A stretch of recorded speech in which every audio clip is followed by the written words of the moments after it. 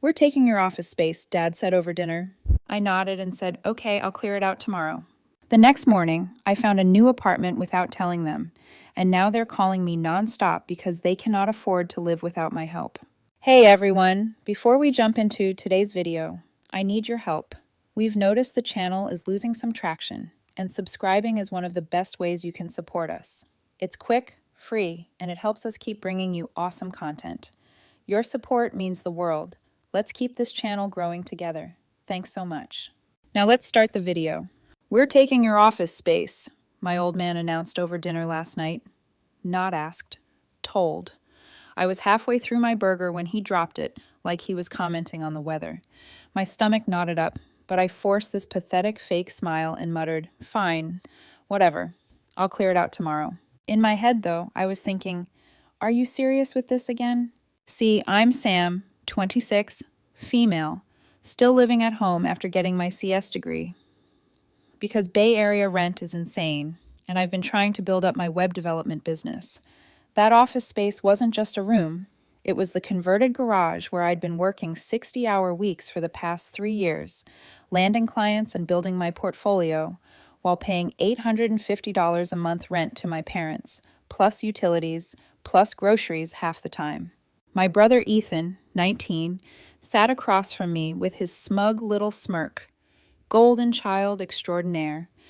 Failed out of community college twice, but somehow Mom and Dad still think the sun shines out of his ass.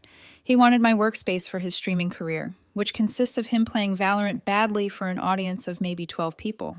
"Ethan needs the space for his equipment," Mom chimed in, not even looking up from her phone. "His followers are really growing, and this could be his big break." Yeah, all 38 of them. Meanwhile, I just landed a $5,000 contract last month that helped pay for the new water heater when theirs crapped out during Christmas. Not that anyone bothered to say thanks. Plus, Dad added through a mouthful of fries, "Your brother needs privacy. The living room isn't cutting it." Privacy. For the kid who hadn't contributed a single dollar to this household. Meanwhile, I've been the one re-shingling the roof last summer, fixing Mom's car when it broke down, and upgrading the home network when Dad kept bitching about his Netflix buffering. I've dumped at least $9,000 into this place over the past year, and they act like I'm some random tenant they're doing a favor. Ethan kept grinning wider like he'd won something. That's how it's always been. Him taking, me giving. Since we were kids, he was the special one. Needed extra help, extra attention, extra everything. When I made honor roll, they nodded. When he passed a class with a C-, they took him out for ice cream. I stabbed at my fries, ketchup splattering on the tablecloth. Mom frowned at the mess, but honestly, I was too pissed to care. The garage was my space, my sanctuary. But clearly, I wasn't even entitled to that. "You can set up in the basement," Dad offered, like he was being generous. The basement, with its half-finished walls, concrete floor, and that persistent mildew smell. Where the Wi-Fi barely reaches and the ceiling is so low I have to hunch, where they store all their crap. But I just nodded, because what else could I do? I've spent my whole life being reasonable while they catered to Ethan's every whim. That night, I sat in my garage office, staring at the setup I'd built, the custom desk I made from reclaimed wood, the perfect cable management, the sound absorption panels I'd installed. 3 years of building my space, my business, and they were giving it to a teenager who couldn't even be bothered to wash his own dishes. Something inside me just snapped. I should probably back up and explain the Ethan situation, because it's key to understanding why this desk thing hit me so hard. From day one, this kid has been treated like he's made of glass. When we were growing up, if I got a B+, Dad would ask why it wasn't an A. If Ethan got a C-, they'd celebrate like he'd won a Nobel Prize. "He's just wired differently," Mom would say. "He needs more support." Meanwhile, I was the responsible one, had my shit together. Translation: the kid they didn't have to worry about. So they didn't. When I was 16, I saved for 6 months to buy my first laptop. Ethan got the newest iPhone for his 12th birthday because all his friends had one. I busted my ass for a scholarship to state. Ethan flunked out of community college, and they blamed his professors for not understanding his learning style, then paid for him to try again at a different school, which he also flunked out of. When I moved back home after graduation, the deal was I'd pay rent and stay until I got established. Reasonable. But somehow I also became the in-house tech support, handyman, and emergency fund. Last year, the furnace died during the coldest week of January. Repair bill, $2,700. Guess whose savings paid for it? Not my parents, who both worked decent jobs. Definitely not Ethan, who was between opportunities. Me, with the promise they'd pay me back soon. Still waiting on that. 3 months ago, Dad's car needed a new transmission. $1,800. From my client funds. Last summer, I spent 2 weeks replacing the deck that was rotting through. Paid for the materials. Did the labor. While Ethan played video games inside. When they had friends over to see the new deck, Dad joked, "Yeah, got it done for cheap." Never mentioned I built the damn thing. Every time I try to bring this stuff up, Mom gets teary and Dad gets defensive. Family helps family, he'll say. But it only ever seems to go one direction. So yeah, the garage workspace meant a lot to me. It was the one place in this house that was mine, where I built something from nothing. And now they were handing it to Ethan because his streaming career might take off someday. That night, I couldn't sleep. Just lay there, cataloging every time they'd chosen him over me, every time they'd taken from me to give to him, every time I'd swallowed my anger and played along. Not anymore. The next morning, I skipped the usual family breakfast. Couldn't stand to look at Ethan's smug face or listen to Mom talk about how they'd redecorate my workspace for him. Instead, I sat in my car in the driveway, scrolling apartment listings. I'd been saving for my own place, but with Bay Area rent the way it is, I figured I needed at least another year. But screw it, I'd live on ramen if I had to. Found a studio in Oakland, 500 square feet, dated kitchen, but it had a decent-sized alcove perfect for my desk setup. $1,850 a month, which was actually below market for anything not actively on fire. The landlord wanted first, last, and security. $5,550 up front. I had $8,200 saved. It would be tight, but doable. I fired off an email with my credit score and income verification from my business. Got a response within an hour. Available now. Can you come see it this afternoon? Hell yes, I could. The place was exactly as advertised. Small, slightly worn around the edges, but clean. Big windows. No mildew smell. No Ethan. No parents acting like every dollar I earned belonged to the family fund, which somehow always got spent on whatever Ethan wanted. I'll take it, I told the landlord, a chill older lady named Janet who said she preferred renting to quiet professionals over party kids. Signed the paperwork on the spot, paid the deposit, got the keys. Holy shit, just like that I had my escape plan. Driving home, I felt this weird mix of triumph and fury. I should have done this years ago. Instead, I'd been bankrolling a family that saw me as nothing but a resource to exploit. Well, resources can dry up. I didn't tell them about the apartment. Instead, when Mom texted asking if I could pick up groceries on the way home, I wrote back, "Sure." Like nothing had changed. But I didn't buy the usual $200 worth. Just milk and bread. The bare minimum. "Where's the rest?" she asked when I walked in with one sad little bag. "Budget's tight this month," I said, shrugging. Figured we could all chip in. The look on her face, like I'd suggested we start eating the furniture. "But you always get the groceries on Tuesdays." "Yeah, well, things change." Dad was in the garage. My garage. Measuring for Ethan's new streaming desk. They were planning to buy a $600 gaming setup they'd somehow find money for, despite claiming poverty whenever I mentioned the $4,500 they owed me. "Hey, the printer's jammed again," he called out when he saw me. "Can you take a look?" Normally, I'd drop everything to fix it. 20 minutes of my life to extract whatever paper Ethan had crammed in there wrong. "Not today," I said. "Client deadline. Can it wait?" "Your mother needs to print some work stuff." "Nope, bills to pay." I walked past him to my soon-to-be ex-office and started casually sorting through my things. Not packing, not obviously, but taking inventory. That night, the printer remained jammed. Mom had to go to Kinko's. Dad grumbled about family responsibilities. I just worked on my laptop, wireless headphones on, a small smile playing at my lips. The next day, Ethan cornered me in the kitchen. "Dude, can you drive me to Brandon's? My car's making that noise again." His car. Actually, My old Honda that I'd fixed up and stupidly sold to him for half its value when he got his license, which he hadn't maintained once. Take the bus, I said, not looking up from my coffee. The bus? It's like 5 miles. Sounds like a personal problem. He stormed off to whine to Mom. 10 minutes later, she appeared. That disappointed look she'd perfected. Sam, your brother needs a ride. It would only take 20 minutes. I've got work. You're just sitting there drinking coffee. Yeah, on my break from work. That pays my bills. And yours, apparently. Her mouth opened, then closed. She wasn't used to pushback from me. Small rebellions. But man, they felt good. By day 3 of Operation Take Back My Life, cracks were showing in the family system. The lawn, which I'd mowed every Sunday since high school, was getting shaggy. The dishes were piling up in the sink. Usually, I loaded the dishwasher without being asked. The Wi-Fi kept dropping because I hadn't reset the router in the usual spots where it got glitchy. Little things. Things they'd taken for granted that I would handle. Dad finally approached me Thursday night, awkwardly hovering in my doorway. So, the lawn's getting kind of out of control. I glanced up from my laptop. Yep, sure is. I figured you were going to mow it last weekend. Nah. A long pause. Are you going to mow it this weekend?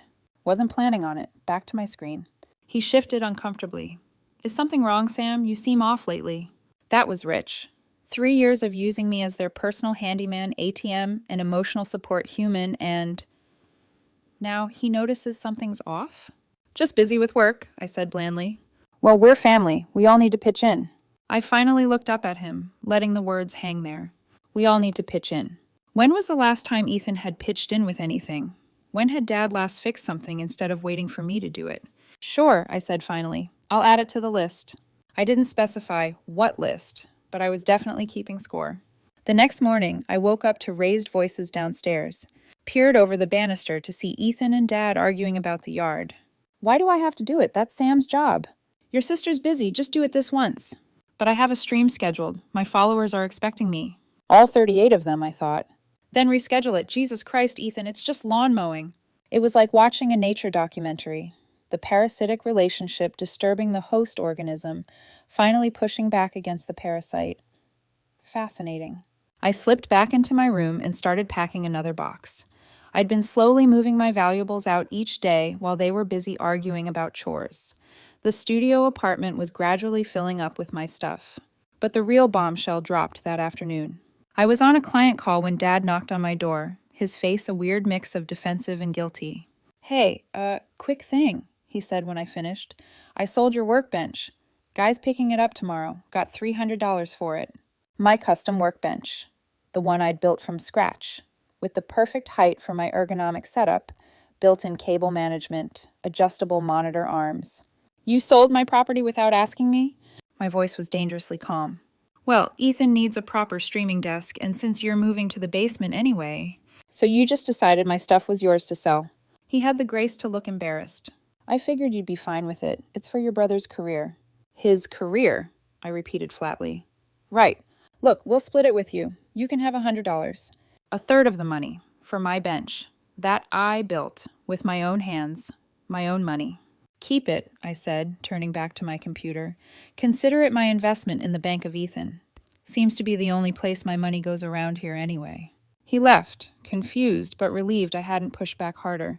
As soon as the door closed, I booked a U-Haul for Saturday morning. By Friday, I'd moved about 70% of my belongings to the new apartment. Nothing obvious.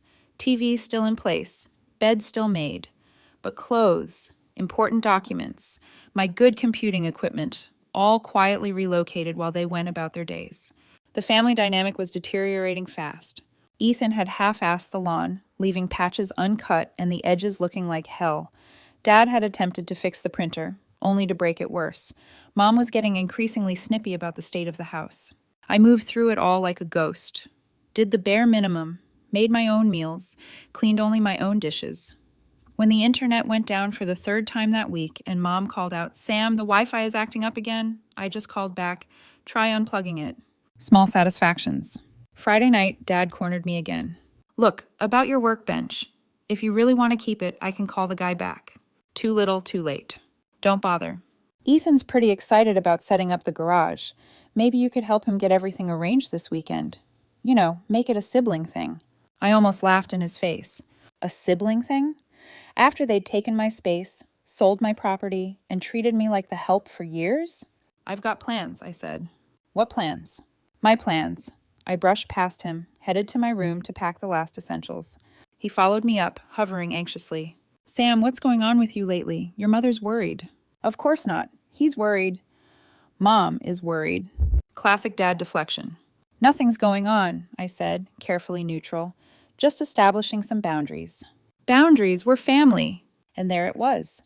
The magic word that was supposed to excuse everything. Family. The get-out-of-jail-free card they played whenever they wanted something from me. Yes, I agreed. We are family, which is why it's interesting that when Ethan wants something, it's, we need to support each other. But when I need something, it's, you're an adult. Figure it out. Dad's face flushed. That's not fair. We've supported you plenty. Name one time in the last year you've helped me with anything. One time you've put my needs first. He opened his mouth, then closed it, then tried again. We let you live here, don't we? I pay rent. $850 a month, plus utilities, plus groceries half the time, plus every emergency repair in this house. I'm not living here, Dad. I'm subsidizing all of you. That's ridiculous. You're twisting things. Am I? How much have I spent fixing this place up in the last year? The furnace, the deck, your transmission. Over $8,000. How much has Ethan contributed? Ever. He didn't have an answer for that. And now you're taking my workspace, the one place in this house that's actually mine, and giving it to him. Then selling my property without asking. So tell me again how this is a two-way street. Dad's expression cycled through anger, defensiveness, and finally, uncomfortable realization. We didn't think... No, I cut him off. You didn't. I turned back to my closet and started pulling out the last of my clothes, not bothering to hide it now. What are you doing? Dad asked, his voice suddenly uncertain. Packing. For what? I stopped, looked him dead in the eye. I'm moving out tomorrow. The shock on his face would have been comical if it wasn't so pathetic. Moving out? Where? Why didn't you tell us? Signed a lease last week, and I'm telling you now. But the basement. We figured that I'd keep bankrolling this household while you guys kept taking. Yeah, that was the plan, wasn't it? He didn't deny it. Which told me everything. Sam, let's talk about this. Your mother will be upset. I'm sure she will be. The ATM is leaving. He left, shell-shocked, and I heard the murmur of urgent voices downstairs. I kept packing, methodical and calm. The storm was coming, and for once, I wasn't going to be the one cleaning up after it. Saturday morning, the U-Haul was parked conspicuously in the driveway. I carried out the last of my boxes while the family watched in various states of distress. Mom was crying, of course, her go-to manipulation tactic. I don't understand why you're doing this. Why not talk to us first? Like you talked to me before deciding to take my workspace. I loaded another box, not breaking rhythm. That's different. Ethan always needs. Ethan always gets. I'm just finally taking myself out of the equation. Dad alternated between anger and bargaining. This is childish, Sam. Running away because you didn't get your way? Not running away, I corrected, hefting my computer tower into the truck. Moving on. There's a difference. Ethan was sulking on the porch, his future streaming career suddenly in jeopardy without me there to set up his equipment and troubleshoot his technical problems. What about my desk? He whined. Dad already sold yours. Yeah, I said, climbing into the truck. Sounds like a you problem. Mom followed me back into the house, still sniffling. I just don't understand where this is coming from. We're family. I stopped, set down the box I was carrying, and faced her directly. Let me make it crystal clear then. I walked to the kitchen, grabbed a marker from the drawer and a piece of paper from the printer they still hadn't fixed. In large letters I wrote, Sam's contributions, last 12 months. Rent paid, $10 down, $200 utilities, approx. $1,800 groceries, approx. $4,800 furnace repair, $2,700. Dad's transmission, $1,800, deck rebuild, $1,100 plus 80 hours labor, regular home maintenance, $2,400, approx. Tech support, countless hours. Total, $24,800 plus Ethan's contributions, $0. Attitude, priceless. I stuck it to the fridge with a magnet. That's where this is coming from. Mom stared at the list, her tears suddenly drying up. It hasn't been that much. Check my bank statements. I kept records. Dad wandered in and started reading over her shoulder. His face drained of color. The furnace wasn't that expensive, he protested weakly. $2,700. I have the receipt. You said you'd pay me back when things ease up. That was 11 months ago. They exchanged uncomfortable glances. We've been meaning to, Mom started. Save it, I cut her off. I don't even care about the money anymore. What I care about is that I've been keeping this household afloat for years. And you still treat me like I'm the selfish one when I need something. You still put Ethan first. Every single time. Even though he contributes nothing. He's younger, Dad tried. He's still finding his way. He's 19. I was working 2 jobs at 19, paying for my own car, my own phone, my own everything. That's because you were more responsible. Mom's voice trailed off as she realized what she was admitting. Right, I was responsible. So you burdened me with everything. He's irresponsible. So you burdened him with nothing. And now you're genuinely shocked that I'm leaving. I picked up my box again. Sam, wait, Dad said, his voice no longer angry, but genuinely alarmed. Let's figure this out. We can make this right. Too late. I signed a lease, paid the deposit. My name's off the utilities here as of Monday. That landed like a bomb. What do you mean your name's off the utilities, Mom asked. I mean, I've been paying the internet, the streaming services, and half the power bill. I called yesterday and had everything transferred or canceled. You've got about 48 hours to figure out new arrangements. Ethan appeared in the doorway, finally catching on that his comfortable life was about to change dramatically. You can't just leave, he protested. Who's going to fix the printer or the Wi-Fi when it goes down? I couldn't help but laugh. That's your first concern? Not how you'll pay the bills, but who's going to fix your shit for free? I brushed past him, carried the box to the truck. Mom followed me out, now in full panic mode. Sam, please. We didn't realize how much you were doing. We can work something out. Your father and I will pay you back. With what money? You guys live paycheck to paycheck. We'll figure it out. Please, just don't do this. I closed the U-Haul's rear door and locked it. I've already done it. I'm not asking for the money back. I'm not even asking for an apology, though that would have been nice. I'm just done being the family ATM. But what about Ethan? She asked, and I almost admired her dedication to keeping him at the center of everything. What about him? He's an adult. Let him get a job. He can't find anything in his field. His field? He's a college dropout who plays video games badly on the internet. That's not a field. Harsh, but true, and long overdue. Dad had stormed back inside, but now reappeared with his wallet. He pulled out 5 $20 bills, his standard emergency cash. Here, he said, thrusting it at me. For the furnace. It's a start. I looked at the money, then back at him. Keep it. You're going to need it. I climbed into the U-Haul. Mom was openly sobbing now. Dad looked shell-shocked. And Ethan was furiously texting someone, probably complaining about his terrible sister. I'll call you when I'm settled, I told them, which was more courtesy than they deserved. As I pulled away, I glanced in the side mirror. They stood in the driveway, looking lost. For the first time in their adult lives, they were going to have to solve their own problems. The first week in my new place was blissful. No one barging in asking for tech support, no family dinner guilt trips, no expectation that I'd drop everything to chauffeur Ethan around. Just me, my reclaimed workspace, set up exactly how I wanted it, and the glorious silence of a space that was 100% mine. I got a text from Mom the day after I left. The internet's not working. Did you really cancel it? I didn't respond. Let them figure it out. 3 days later, a call from Dad. The hot water heater is making a noise. YouTube has lots of DIY videos, I suggested, and hung up. By the end of the week, the texts were coming hourly. The printer still wasn't working.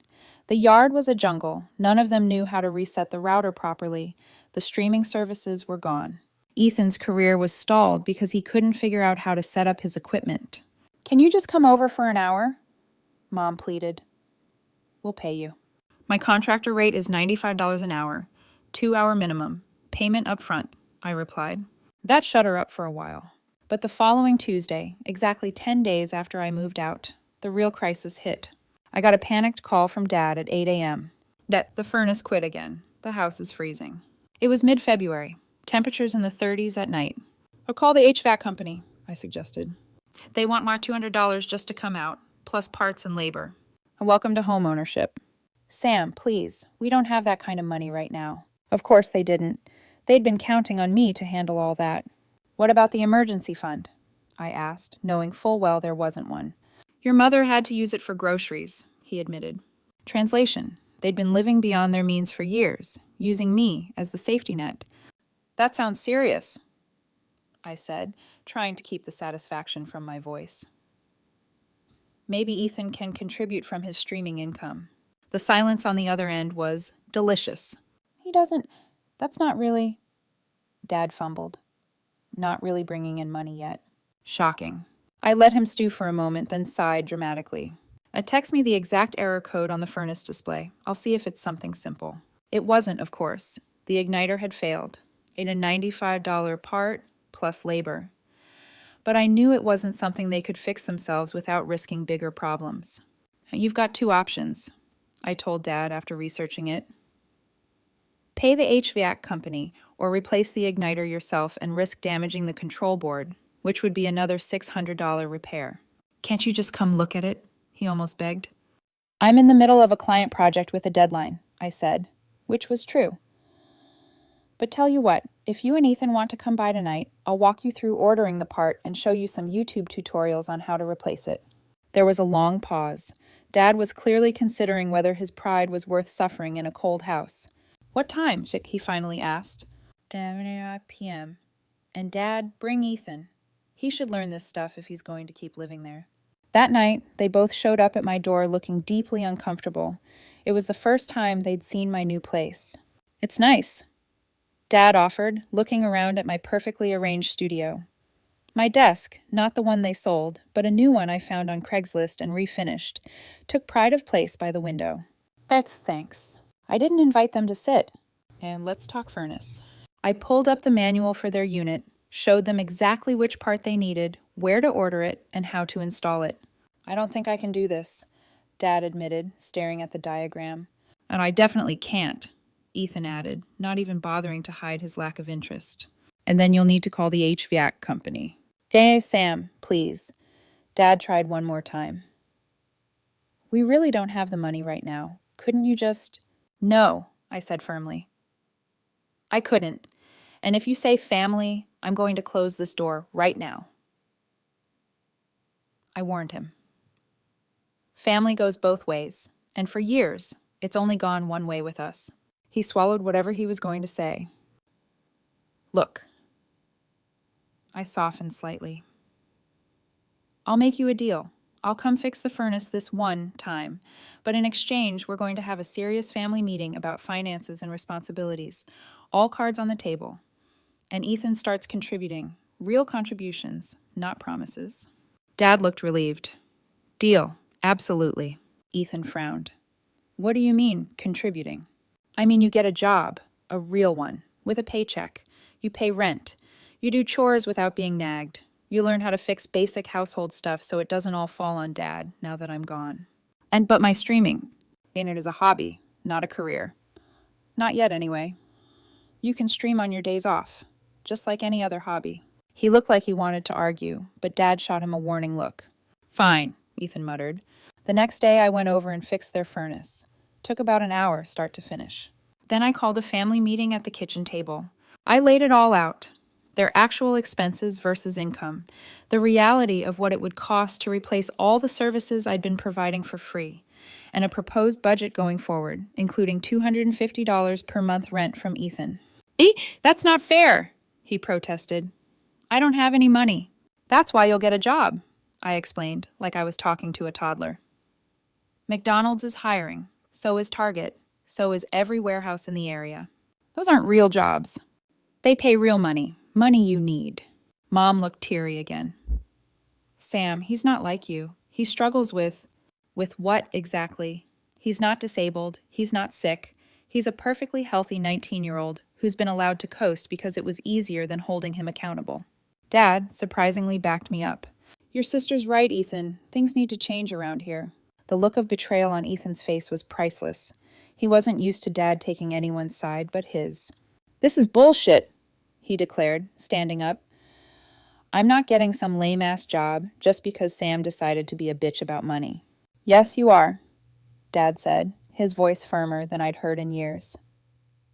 Or you're finding somewhere else to live. Holy, actual parenting, happening before my eyes.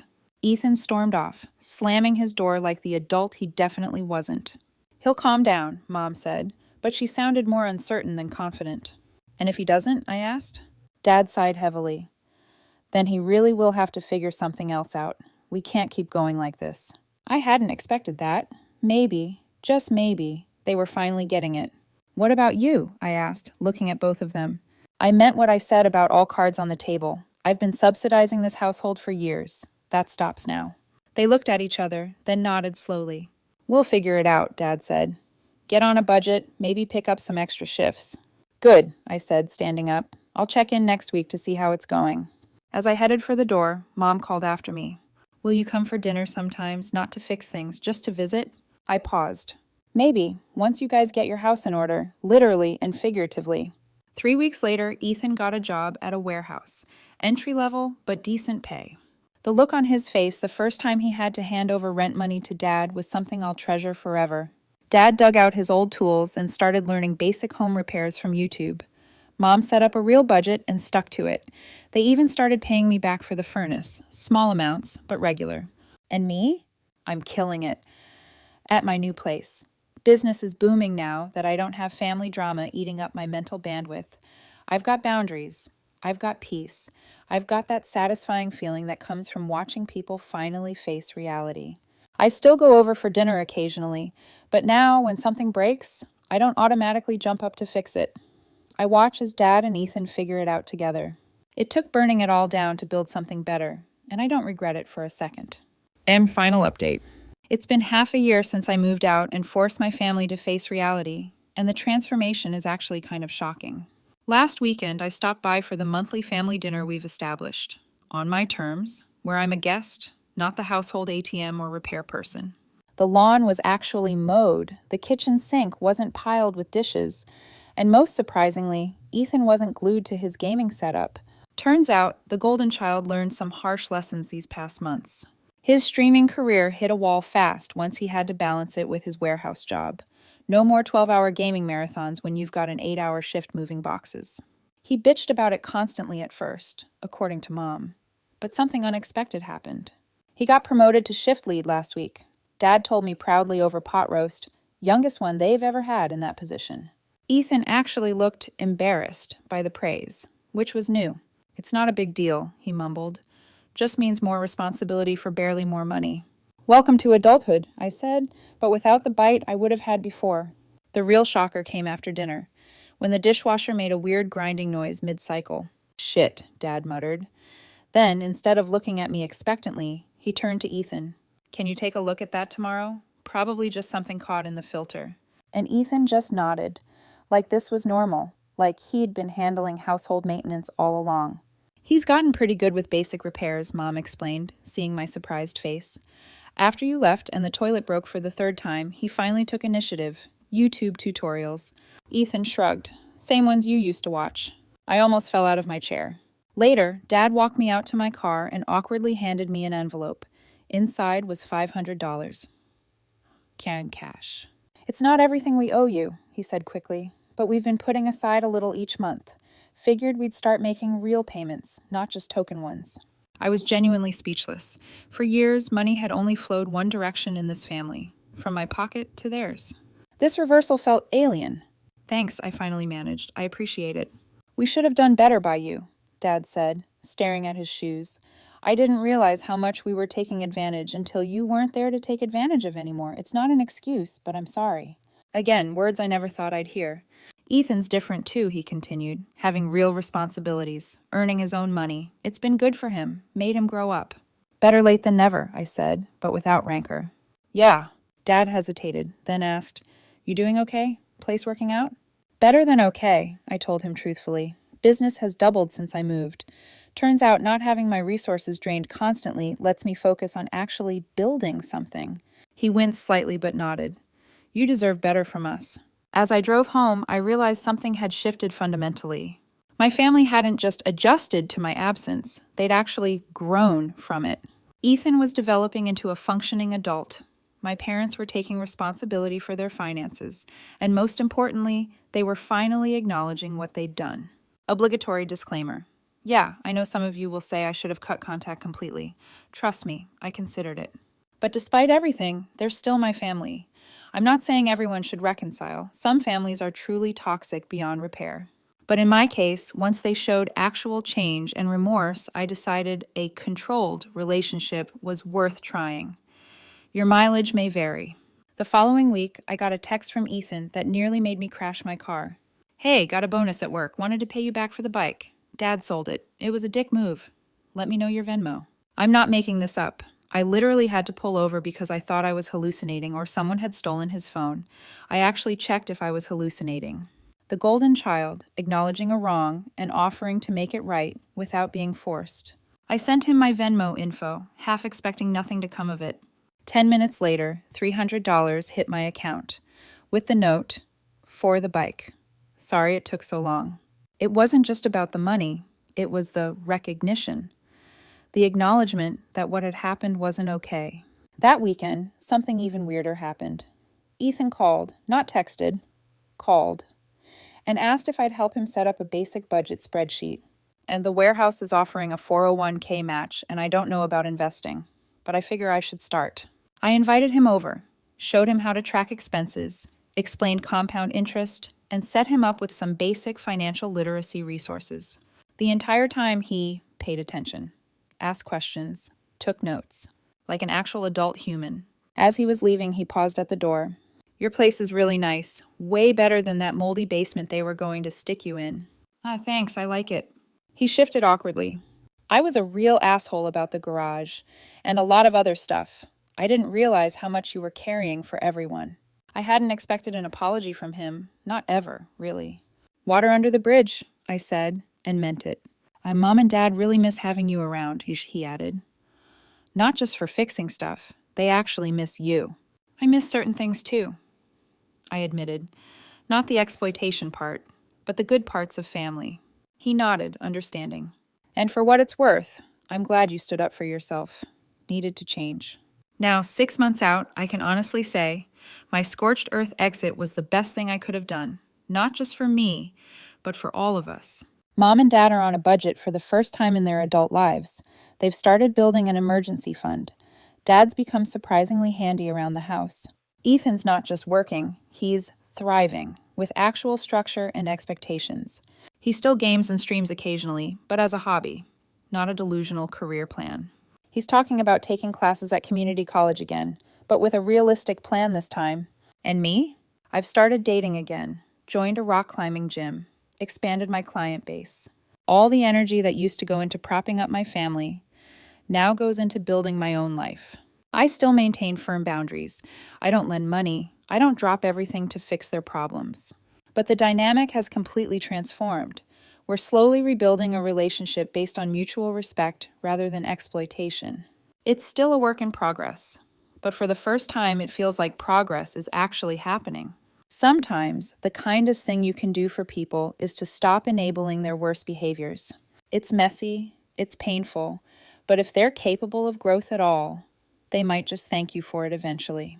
Mine did, and I never saw that plot twist coming.